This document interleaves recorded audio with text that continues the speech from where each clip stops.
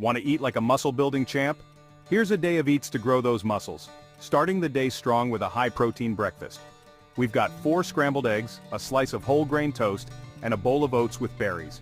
Protein, carbs, and fiber. This combo fuels your workout. Pre-workout snack. Before hitting the gym, I keep it simple.